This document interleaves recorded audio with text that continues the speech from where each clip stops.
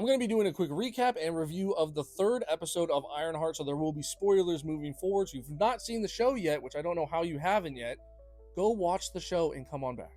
Honestly, to sum up this episode, it's just Riri trying to do the right thing, but everything that could go wrong does go wrong. Their plan this episode is to infiltrate this rich dude's greenhouse facility and basically just bribe him until they get what they want.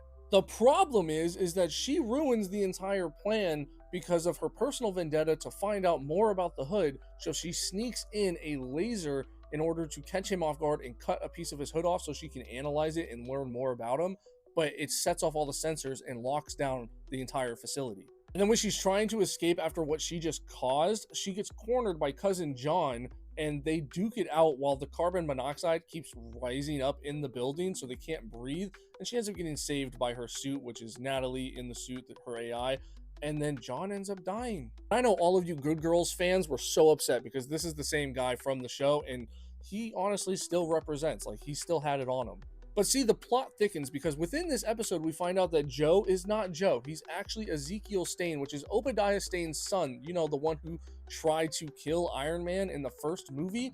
That's his kid, and he's kind of a wimp the entire show until she teaches him to stand up for himself, and he starts to do that, and I think this is just the start of his villain arc. You see, Ezekiel has all this cool stuff from the black market, and now with his newfound confidence, he's starting to come up with plans and build stuff. And one of those things that he created as a prototype is something that he can hide metal under the skin, and so she basically was like, can I use that to sneak this laser in? And he was like, as long as it doesn't come back to me.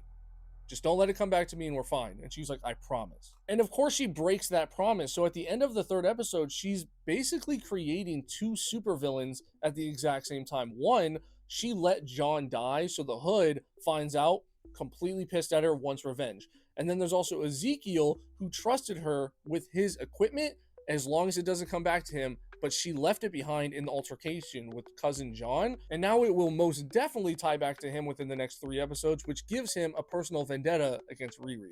This last episode was dripping with conflict until the very end, and I absolutely loved it. The problem is I saw it all coming from a mile away. There's no way she was going to pull off everything perfectly. Something was going to give, and in fact, both of them gave, and now she has 2 supervillains that will come after her in the next 3 episodes. Very intrigued how she'll handle it.